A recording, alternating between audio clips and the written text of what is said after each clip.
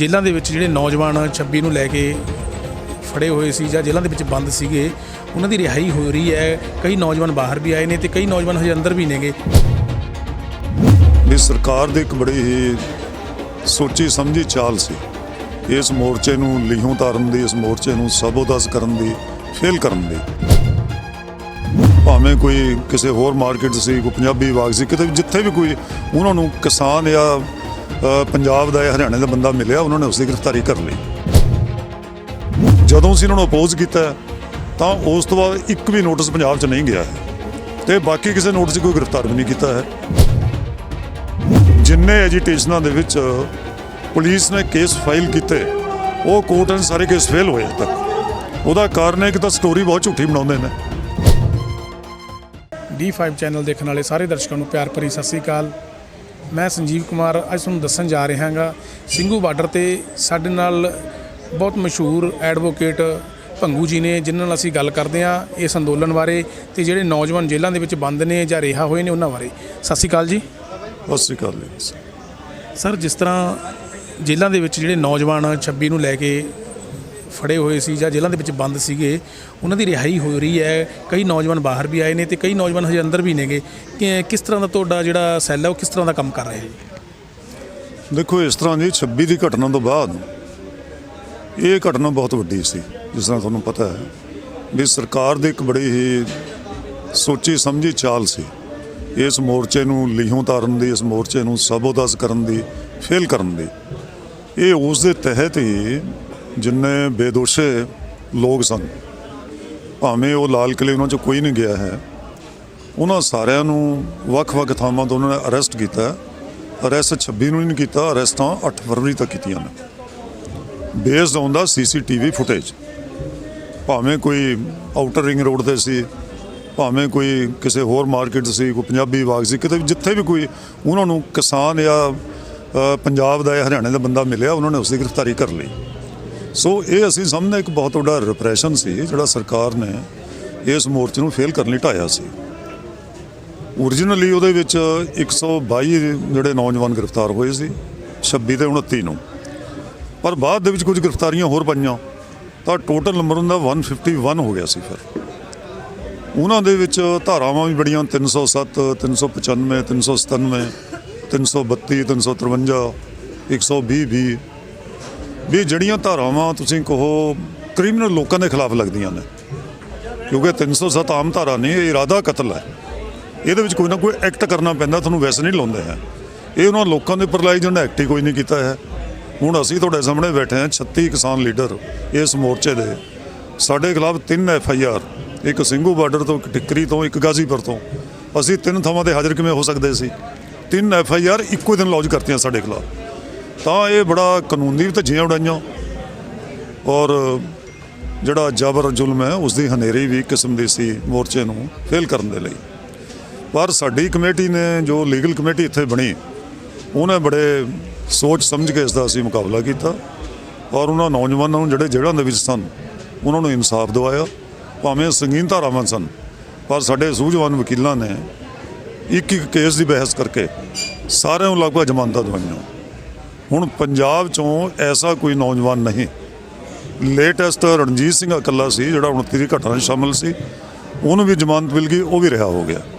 ਪੰਜਾਬ ਤੋਂ ਹੁਣ ਕੋਈ ਨਹੀਂ ਜਿਹੜਾ ਜੇਲ੍ਹ ਦੇ ਵਿੱਚ ਹੋਏ, ਸਾਰੇ ਬਾਹਰ ਆ ਗਏ। ਹਰਿਆਣੇ ਤੋਂ 2 ਰਹਿੰਦੇ ਸੀ ਜਿਨ੍ਹਾਂ ਦੀ ਬੇਲ ਡਿਕਲਾਈਨ ਹੋ ਗਈ ਸੀ, ਅਸੀਂ ਦੁਬਾਰਾ ਸੈਸ਼ਨ ਕੋਰਟ 'ਚ ਲਾਈ ਸੀ, ਉਹਨਾਂ ਦੀ ਬੇਲ ਵੀ ਮਨਜ਼ੂਰ ਹੋ ਗਈ ਹੈ। ਉਹਨਾਂ ਦੀ ਰਿਹਾਈ ਹੋ ਸਕਦਾ ਕੱਲ੍ਹ ਹੋ ਜਾਵੇ, ਸਿਕਿਉਰਿਟੀ ਬੌਂਡ ਭਰ ਕੇ ਅੱਜ ਹੋਵੇ। ਇਸ ਲਈ ਕੋਈ ਨਹੀਂ ਰਹੇਗਾ ਇਸ ਤੋਂ ਬਾਅਦ। ਹੁਣ ਮੁੱਕਦੀ ਗੱਲ ਰਹੀ ਕੇਸਾਂ ਦੀ। ਦੇਖੋ, ਬੇਲ ਹੋਣ ਨਾਲ, ਮੈਂ ਇੱਕ ਐਡਵੋਕੇਟ ਹਾਂ, ਬੇਲ ਹੋਣ ਨਾਲ ਇਹ ਨਹੀਂ ਹੁੰਦਾ ਵੀ ਕੋਈ ਕੇਸ ਖਤਮ ਹੋ ਗਿਆ। ਕੇਸ ਸਾਡੇ ਸਿਰ 'ਤੇ ਤਲਵਾਰ ਲਟਕਦੀ ਹੈ। ਸਰਕਾਰ ਅਨੇਕਾਂ ਕਿਸਮ ਦੇ ਹੋਰ ਵੀ ਜ਼ਬਰ ਕਰ ਰਹੀ ਹੈ। ਉਸ ਤੋਂ ਬਾਅਦ ਇੱਥੇ ਤੁਹਾਨੂੰ ਪਤਾ ਵੀ ਇੰਟਰਨੈਟ ਸੇਵਾ ਹੀ ਬੰਦ ਰਹੀ, ਸੜਕਾਂ ਦੇ ਉੱਪਰ ਵੀ ਬੈਰੀਕੇਡ, ਉਸ ਤੋਂ ਪੱਟੀਆਂ ਗਈਆਂ, ਸਰੀਏ ਗੱਡੇ ਗਏ। ਉਹ ਅਜੇ ਜਾਰੀ ਹੈ, ਉਹ ਬੰਦ ਨਹੀਂ ਕੀਤਾ ਹੈ।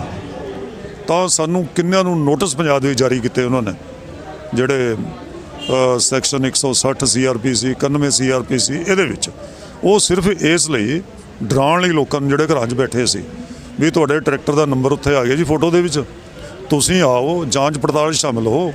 ਜੇ ਉਹ ਜਾਣਗੇ ਤਾਂ ਉਹਨਾਂ ਨੂੰ ਕਿਸੇ ਨਾ ਕਿਸੇ FIR 'ਚ ਰੋਪਿਨ ਕਰਕੇ ਜੇਲ੍ਹ ਭੇਜ ਦੇਣਗੇ। ਇਸ ਤਰ੍ਹਾਂ 2 ਕਿਸਾਨ ਚਲੇ ਗਏ ਸੀ ਤਾਂ ਦੋਵਾਂ ਨੂੰ 307 ਲਾ ਕੇ ਜੇਲ੍ਹ ਭੇਜਤਾ ਸੀ, ਪਰ ਇਹ ਹੋਇਆ ਵੀ ਜ਼ਮਾਨਤ ਉਹਨਾਂ ਦੀ ਅਸੀਂ ਕਰਾ ਲਈ।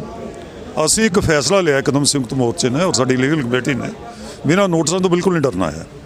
ਇਹ ਨੋਟਿਸ ਸਿਰਫ ਸਹਿਮ ਫੈਲਾਉਣ ਲਈ, ਡਰ ਫੈਲਾਉਣ ਲਈ ਨੇ ਵੀ ਲੋਕ ਮੋਰਚਿਆਂ ਦੇ ਵਿੱਚ ਆਉਣ ਨਾ ਜਾਂ ਇੱਥੋਂ ਚਲੇ ਜਾਣ। ਜਦੋਂ ਅਸੀਂ ਇਹਨਾਂ ਨੂੰ ਅਪੋਜ਼ ਕੀਤਾ ਤਾਂ ਉਸ ਤੋਂ ਬਾਅਦ ਇੱਕ ਵੀ ਨੋਟਿਸ ਪੰਜਾਬ 'ਚ ਨਹੀਂ ਗਿਆ ਹੈ ਤੇ ਬਾਕੀ ਕਿਸੇ ਨੋਟਿਸ ਕੋਈ ਗ੍ਰਿਫਤਾਰ ਵੀ ਨਹੀਂ ਕੀਤਾ ਹੈ। ਅਸੀਂ ਬੜਾ ਠੋਕ ਕੇ ਕਿਹਾ ਵੀ ਦਿੱਲੀ ਪੁਲਿਸ ਨੂੰ ਪੰਜਾਬ 'ਚ ਜਾਣ ਦਿਓ।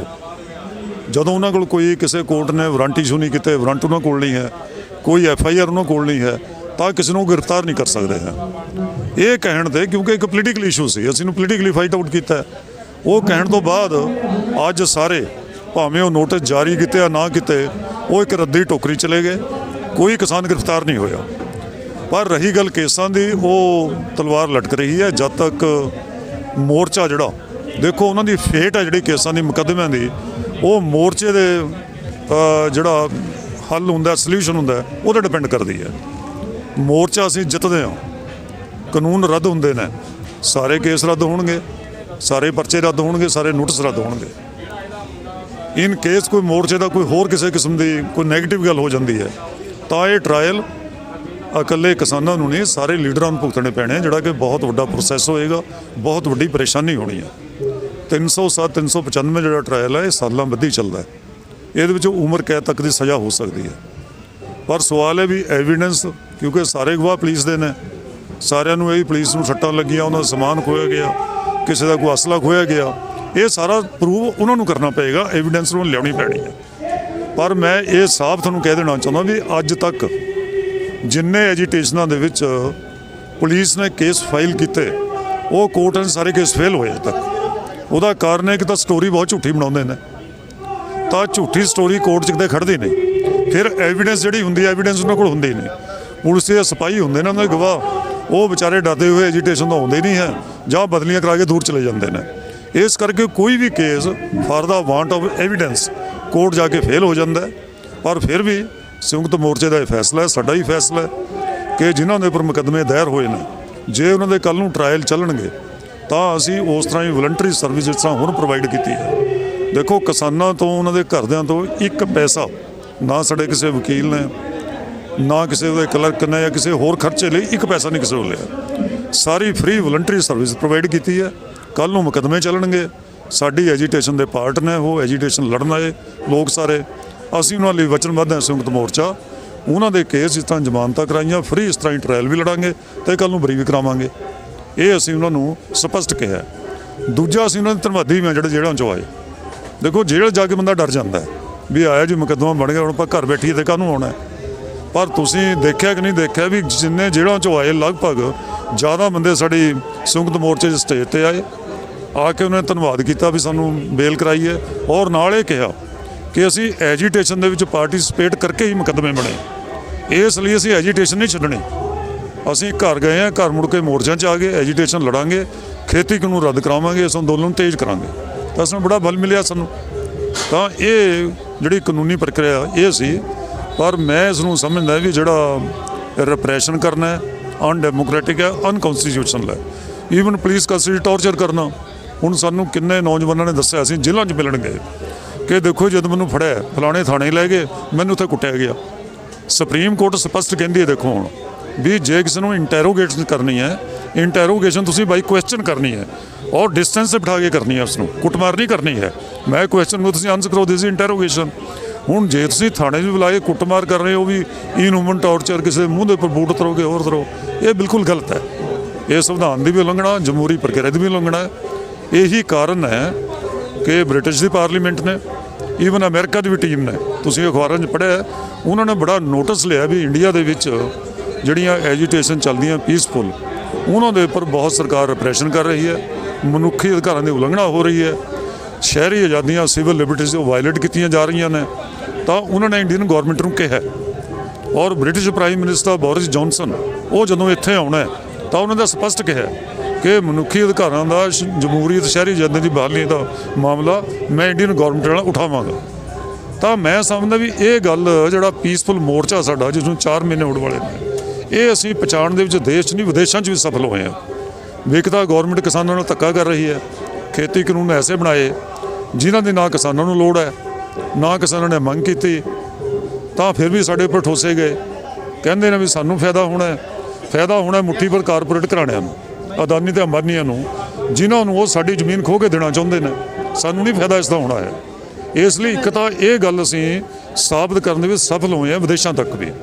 ਦੂਜੀ ਇਹ ਗੱਲ ਸਾਬਤ ਕਰਨ 'ਚ ਹੋਇਆ ਵੀ ਪੀਸਫੁਲ ਐਜੀਟੇਸ਼ਨ ਦੇ ਉੱਪਰ ਜਿਹੜਾ ਹਰ ਕਿਸਾਨ ਹੋਣ, ਮਜ਼ਦੂਰ ਹੋਣ, ਸਮਾਜ ਦਾ ਕੋਈ ਵਰਗ ਹੋਵੇ, ਪੀਸਫੁਲ ਐਜੀਟੇਸ਼ਨ ਕਰਨਾ ਐਜ਼ ਪਰ ਸੁਪਰੀਮ ਕੋਰਟ ਨੇ ਕਿਹਾ ਕਿ ਉਹਨਾਂ ਦਾ ਫੰਡਾਮੈਂਟਲ ਰਾਈਟ ਹੈ।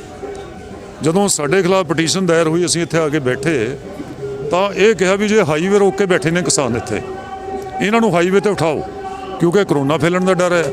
ਜਿਹੜੇ ਆਸ-ਪਾਸ ਦੇ ਗੁਆਂਢੀ ਇੱਥੇ ਰਹਿੰਦੇ ਨੇ ਉਹਨਾਂ ਨੂੰ ਵੀ ਬੜਾ ਇਹਨਾਂ ਤੋਂ ਪਰੇਸ਼ਾਨੀ ਹੈ। ਸੁਪਰੀਮ ਕੋਰਟ ਨੇ ਸਾਫ਼ ਕਿਹਾ ਕਿ ਕਿਸਾਨਾਂ ਨੇ ਹਾਈਵੇ ਨਹੀਂ ਰੋਕਿਆ। ਕਿਸਾਨ ਤਾਂ ਸ਼ਾਂਤਮਈ ਢੰਗ ਦੇ ਨਾਲ ਰਾਮਲੀਲਾ ਗਰਾਊਂਡ ਦਿੱਲੀ ਚੱਲੇ ਸੀ। ਤੁਹਾਡੀ ਪੁਲਿਸ ਨੇ ਸੜਕਾਂ ਦੇ ਉੱਪਰ ਬੈਰੀਕੇਡ ਲਾਏ, ਸੜਕਾਂ ਪੱਟੀਆਂ, ਸ਼ੰਭੂ ਤੋਂ ਲੈ ਕੇ ਸਾਰੇ ਹਰਿਆਣੇ 'ਚ ਬੈਰੀਕੇਡ ਲਾਏ। ਤੁਸੀਂ ਦਿੱਲੀ ਜਾਂਦੇ ਕਿਸਾਨਾਂ ਨੂੰ ਪੀਸਫੁਲ ਨੂੰ ਇੱਥੇ ਰੋਕਿਆ। ਇਸ ਲਈ ਕਿਸਾਨਾਂ ਨੇ ਵਾਇਲੇਟ ਨਹੀਂ ਕੀਤਾ, ਕਿਸਾਨਾਂ ਨੇ ਹਾਈਵੇ ਜਾਮ ਨਹੀਂ ਕੀਤਾ ਹੈ। ਇਹ ਪੁਲਿਸ ਨੇ ਜਾਮ ਕਰਾਇਆ, ਉਹਨੂੰ ਤਾਂ ਉੱਥੇ ਬੈਠ ਗਏ, ਉਹਨੂੰ ਲੰਘਣ ਨਹੀਂ ਦਿੱਤਾ ਅੱਗੇ। ਤਾਂ ਇਸ ਤੇ ਫਿਰ ਕੀ ਸਮਝੋ ਵੀ ਨਾ ਸਰਕਾਰਾਂ ਨੂੰ, ਨਾ ਪੁਲਿਸ ਨੂੰ, ਨਾ ਕਿਸੇ ਸੁਪਰੀਮ ਕੋਰਟ ਦੀ ਕੋਈ ਇੱਜ਼ਤ ਮਾਨ ਹੈ ਇਹਨਾਂ ਲਈ, ਨਾ ਕੋਈ ਸੁਪਰੀਮ ਕੋਰਟ ਦਾ ਇਹ ਸਤਿਕਾਰ ਕਰਦੇ ਨੇ, ਨਾ ਕੋਈ ਕਿਸੇ ਕਾਨੂੰਨ ਦਾ, ਨਾ ਕਿਸੇ ਸੰਵਿਧਾਨ ਦਾ। ਜੇਕਰ ਲਾ ਅਬਾਈਡਿੰਗ ਏਜੰਸੀ ਕਿਸਾਨ ਤਾਂ ਹੈ ਨਹੀਂ, ਅਸੀਂ ਤਾਂ ਇੱਕ ਅਨਪੜ੍ਹ ਲੋਕ ਇੱਥੇ ਦੇ ਬੈਠੇ, ਇਹਨਾਂ ਦਾ ਵਿਚਾਰਿਆਂ ਨੂੰ ਕਾਨੂੰਨ ਦਾ ਨਹੀਂ ਪਤਾ ਹੈ, ਇਹਨਾਂ ਨੇ ਕੋਈ ਚੀਜ਼ ਪੜ੍ਹੀ ਨਹੀਂ। ਇਹ ਤਾਂ ਇੱਕੋ ਗੱਲ ਜਾਣਦੇ ਨੇ ਵੀ ਜੇ ਕੋਈ ਧੱਕਾ ਬੇਇਨਸਾਫੀ ਇਹਨਾਂ ਨਾਲ ਹੋਵੇ, ਇਹਨਾਂ ਨੂੰ ਕੋਈ ਲੜਨ ਦਾ, ਪੀਸਫੁਲ ਪ੍ਰੋਟੈਸਟ ਕਰਨ ਦਾ ਇੱਕੋ ਹੀ ਹਥਿਆਰ ਹੈ, ਹੋਰ ਕੋਈ ਹਥਿਆਰ ਨਹੀਂ ਹੈ। ਸਰਕਾਰ ਕੋਲ ਬੜੇ ਹਥਿਆਰ ਨੇ, ਉਹਨਾਂ ਕੋਲ ਪੁਲਿਸ ਵੀ ਹੈ, ਆਰਮੀ ਵੀ ਹੈ, ਉਹਨਾਂ ਕੋਲ ਹਰ ਕਿਸਮ ਦਾ ਕੇਸ ਵੀ ਦਰਜ ਕਰ ਸਕਦੇ ਨੇ, ਉਹ ਰਿਪਰੈਸ਼ਨ ਕਰ ਸਕਦੇ ਨੇ, ਉਹਨਾਂ ਕੋਲ ਸਭ ਕੁਝ, ਕਚਹਿਰੀਆਂ ਉਹਨਾਂ ਦੇ ਥੱਲੇ ਨੇ। ਇਸ ਲਈ ਅਸੀਂ ਜੇ ਪੀਸਫੁਲ ਪ੍ਰੋਟੈਸਟ ਕਰ ਰਹੇ ਹਾਂ, ਐਜੀਟੇਸ਼ਨ ਕਰ ਰਹੇ ਹਾਂ, ਤਾਂ ਸਰਕਾਰ ਨੂੰ ਜਿਹੜੀ ਕਿਤੇ ਨਾ ਕਿਤੇ ਕਾਨੂੰਨੀ ਪ੍ਰਕਿਰਿਆ ਨੂੰ ਮੰਨਣ ਲਈ ਵਚਨਬੱਧ ਹੈ, ਉਹਨਾਂ ਨੂੰ ਇਹ ਚਾਹੀਦਾ ਨਹੀਂ ਵੀ ਉਹ ਆਪ ਹੀ ਕਾਨੂੰਨ ਦੀ ਧੱਜੀਆਂ ਉਡਾਵੇ। ਇਹ ਸਾਰੇ ਕੇਸ ਦੇ ਵਿੱਚ ਕਿਸਾਨਾਂ ਦੀ ਐਜੀਟੇਸ਼ਨ ਦੇ ਵਿੱਚ ਤੁਸੀਂ ਭਾਵੇਂ ਪੰਜਾਬ ਤੋਂ ਦੇਖੋ, ਇੱਥੋਂ ਤੋਂ ਕੋਈ 4 ਮਹੀਨੇ ਤੋਂ ਇਹ ਪੁਲਿਸ ਨੇ ਹੀ ਸਾਰੀ ਜਿਹੜੀ ਕਾਨੂੰਨੀ ਪ੍ਰਕਿਰਿਆ ਉਸ ਨੂੰ ਵਾਇਲੇਟ ਕੀਤਾ, ਉਹਦੀਆਂ ਧੱਜੀਆਂ ਉਡਾਈਆਂ ਨੇ। ਤਾਂ ਹੀ ਸੁਪਰੀਮ ਕੋਰਟ ਤੋਂ ਅਨੇਕਾਂ ਵਾਰ ਝਿੜਕਾਂ ਖੜੀ ਪਈਆਂ ਉਹਨਾਂ ਨੂੰ। 2 ਪਟੀਸ਼ਨਾਂ ਸਾਡੇ ਖਿਲਾਫ ਦਾਇਰ ਕੀਤੀਆਂ, ਇੱਕ ਇੱਥੋਂ ਉਠਾਉਣ ਲਈ, ਇੱਕ 26 ਜਨਵਰੀ ਜਿਹੜੀ ਪਰੇਡ ਸੀ ਉਹਨੂੰ ਵੀ ਸਟੇ ਹਾਊਸ ਦੇ ਉੱਪਰ ਸਾਡੇ ਖਿਲਾਫ ਗਏ, ਸਾਨੂੰ ਪਾਰਟੀ ਬਣਾਇਆ। ਸੁਪਰੀਮ ਕੋਰਟ ਨੇ ਉਦੋਂ ਫਿਰ ਕਿਹਾ ਵੀ ਇਹ ਮਾਮਲਾ ਪੁਲਿਸ ਤੇ ਲੋਕਾਂ ਦੇ ਵਿੱਚ ਹੈ, ਜੇ ਕੋਈ law and order the problem create ਹੁੰਦੀ ਹੈ, ਕੋਈ ਲੜਾਈ ਝਗੜਾ ਹੁੰਦਾ ਤਾਂ ਤੁਸੀਂ ਦੇਖੋ, ਕੋਰਟਸ ਨੇ ਨਹੀਂ ਦੇਖਣਾ। ਤਾਂ ਕੋਰਟ ਨੇ ਉਸ ਤੋਂ ਹੀ ਮਨਾ ਕੀਤਾ। ਹਾਂ, ਜੇ ਕਿਸਾਨ ਕੋਈ ਹਿੰਸਕ ਹੁੰਦੇ ਨੇ ਫਿਰ ਤੁਸੀਂ ਇੰਟਰਫੀਅਰ ਕਰੋ। ਅਸੀਂ ਤਾਂ ਬਾਰ-ਬਾਰ ਸਟੇਜ ਤੋਂ ਕਿਹਾ ਵੀ ਸਾਡਾ ਅੰਦੋਲਨ ਟੋਟਲ ਪੀਸਫੁਲ ਹੈ, ਔਰ ਪੀਸਫੁਲ ਹੋਣ ਕਰਕੇ ਅੰਦੋਲਨ ਦੇਸ਼ ਔਰ ਵਿਦੇਸ਼ 'ਚ ਫੈਲਿਆ। ਜੇ ਅੰਦੋਲਨ ਵਾਇਲੈਂਸ ਹੋ ਜਾਏ, ਹਿੰਸਕ ਹੋ ਜਾਏ, ਤਾਂ ਮੈਂ ਸਮਝਦੀ ਅੰਦੋਲਨ ਹੈ ਜਿਹੜਾ ਇਹ ਆਪਣੀਆਂ ਨਿਮਾਣਾਂ ਵੱਲ ਜਾਏਗਾ। ਅਸੀਂ ਪ੍ਰਾਪਤੀ ਤਾਂ ਹੀ ਕਰ ਰਹੇ ਹਾਂ ਕਿ ਅਸੀਂ ਇਸ ਅੰਦੋਲਨ ਨੂੰ, ਸਾਡੀ ਸਾਰੀ ਲੀਡਰਸ਼ਿਪ, ਕਿਸਾਨ ਇਸ ਨੂੰ ਪੀਸਫੁਲ ਰੱਖਣ ਦੇ ਵਿੱਚ ਸਫਲ ਹੋਏ ਹਾਂ। ਇਹਨੂੰ ਪੀਸਫੁਲ ਰੱਖਾਂਗੇ, ਖੇਤੀ ਕਾਨੂੰਨ ਰੱਦ ਕਰਾਵਾਂਗੇ, MSP ਦੇ ਕਾਨੂੰਨ ਬਣਾਵਾਂਗੇ, ਉਦੋਂ ਤੱਕ ਇਹ ਅੰਦੋਲਨ ਜਾਰੀ ਰਹੇਗਾ। ਬਹੁਤ ਬਹੁਤ ਧੰਨਵਾਦ। ਜਿਸ ਤਰ੍ਹਾਂ 23 ਤਰੀਕ ਨੂੰ ਸ਼ਹੀਦੀ ਦਿਹਾੜਾ ਬਣਾਇਆ ਜਾ ਰਿਹਾ ਭਗਤ ਸਿੰਘ ਜੀ ਦਾ, ਤੇ ਨੌਜਵਾਨ ਵੀ ਆਉਣਗੇ, ਕੀ ਅਪੀਲ ਕਰਦੇ ਹੋ ਨੌਜਵਾਨਾਂ ਨੂੰ? ਜਿਸ ਤਰ੍ਹਾਂ ਪਹਿਲਾਂ ਵੀ 26 ਨੂੰ ਦੇ ਕੇ ਨੌਜਵਾਨ ਭੜਕ ਗਏ ਸੀਗੇ, ਕੁਛ ਕੁ ਗਲਤ ਰਸਤੇ ਚੱਲ ਪਏ ਸੀਗੇ, ਤੇ ਹੁਣ ਵੀ ਇਕੱਠ ਹੋਣ ਦਾ ਜ਼ਿਆਦਾ ਉਹ ਹੈ, ਕੀ ਕਹਿਣਾ ਚਾਹੋਗੇ ਉਹਨਾਂ ਨੌਜਵਾਨਾਂ ਨੂੰ? ਦੇਖੋ, 23 ਔਰ 26 ਦੇ ਪ੍ਰੋਗਰਾਮ ਪਹਿਲਾਂ ਤਾਂ ਇਹੋ ਜਿਹੇ ਨਹੀਂ ਹੈ। 23 ਦਾ ਪ੍ਰੋਗਰਾਮ ਤਾਂ ਇਸ ਤਰ੍ਹਾਂ ਵੀ ਸ਼ਹੀਦ ਭਗਤ ਸਿੰਘ, ਰਾਜਗੁਰੂ ਸੁਖਦੇਵ ਜਿਹੜੇ ਆਜ਼ਾਦੀ ਦੇ ਪਰਵਾਨੇ ਨੇ, ਇੰਨੀ ਘੱਟ ਉਮਰ 'ਚ ਬਲੀਦਾਨ ਦਿੱਤਾ ਉਹਨਾਂ ਨੇ। ਔਰ 1931 ਤੋਂ ਬਾਅਦ ਭਾਵੇਂ ਦੇਸ਼ 1947 'ਚ ਆਜ਼ਾਦ ਹੋਇਆ, ਪਰ ਅੰਗਰੇਜ਼ ਨੂੰ 16 ਸਾਲ ਪਹਿਲਾਂ ਇਹ ਪਤਾ ਚੱਲ ਗਿਆ ਸੀ ਐਡੀ ਵੱਡੀ ਲਾਸਾਨੀ ਕੁਰਬਾਨੀਆਂ ਤੋਂ ਵੀ ਸਾਨੂੰ ਇਹ ਦੇਸ਼ ਛੱਡਣਾ ਪੈਣਾ, ਆਜ਼ਾਦੀ ਇੱਥੇ ਦੇਣੀ ਪੈਣੀ ਨੂੰ ਲੋਕਾਂ ਨੂੰ, ਹੁਣ ਬਹੁਤਾ ਲੰਬਾ ਸਮਾਂ ਰਾਜ ਨਹੀਂ ਕਰ ਸਕਦੇ। ਇਹ ਉਹਨਾਂ ਦਾ ਸ਼ਹੀਦੀ ਦਿਹਾੜਾ ਹੈ। ਇਸ ਨੂੰ ਭਾਵੇਂ ਅਸੀਂ ਇਸ ਸਟੇਜ ਤੋਂ ਮਨਾਈਏ, ਪੰਜਾਬ 'ਚ ਥਾਂ ਇਕੱਠ ਹੋਣੇ, ਸਰਕਾਰੀ ਇਕੱਠ ਵੀ ਹੁੰਦੇ ਨੇ, ਇਹਦੇ ਵਿੱਚ ਨੌਜਵਾਨ ਆਉਂਦੇ, ਨੌਜਵਾਨ ਸਮਰਪਿਤ ਹੁੰਦੇ, ਇਹਨਾਂ ਨੂੰ ਭਾਸ਼ਣ ਕਰਨੇ, ਯਾਦ ਕਰਨਾ, ਸ਼ਰਧਾਂਜਲੀਆਂ ਦੇਣੀਆਂ।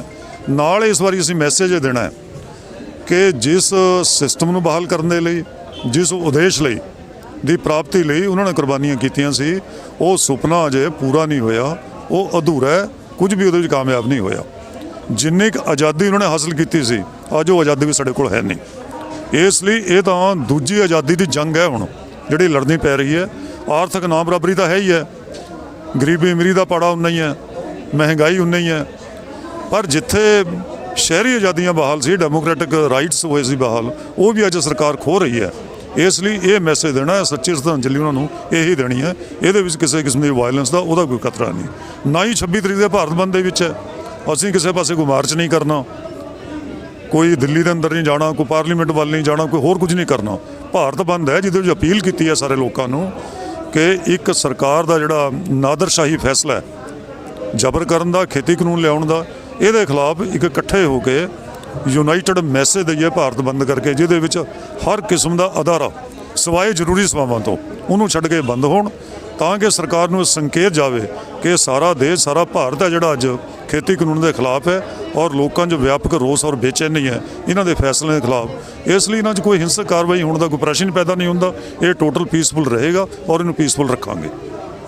ਜਿਸ ਤਰ੍ਹਾਂ ਭੰਗੂ ਸਾਹਿਬ ਨੇ ਦੱਸਿਆ ਹੈਗਾ ਵੀ ਜਿਹੜੇ ਨੌਜਵਾਨ ਨੇ ਜੇਲ੍ਹਾਂ ਦੇ ਵਿੱਚ ਸੀਗੇ, ਤਕਰੀਬਨ ਵਾਂਗੂ ਪੰਜਾਬ ਦੇ ਜਿਹੜੇ ਨੌਜਵਾਨ ਸੀ ਉਹ ਰਿਹਾ ਹੋ ਚੁੱਕੇ ਨੇ, ਤੇ ਜਿਹੜੇ ਇਹਨਾਂ ਨੇ ਦੱਸਿਆ ਵੀ ਹਰਿਆਣੇ ਦੇ ਜਿਹੜੇ 2 ਨੌਜਵਾਨ ਸੀ ਉਹਨਾਂ ਦੀ ਬੇਲ ਹੋ ਚੁੱਕੀ ਹੈ, ਉਹ 1 ਜੱਜ ਦੇ ਦਿਨ ਦੇ ਵਿੱਚ ਹੀ ਰਿਹਾ ਹੋ ਜਾਣਗੇ।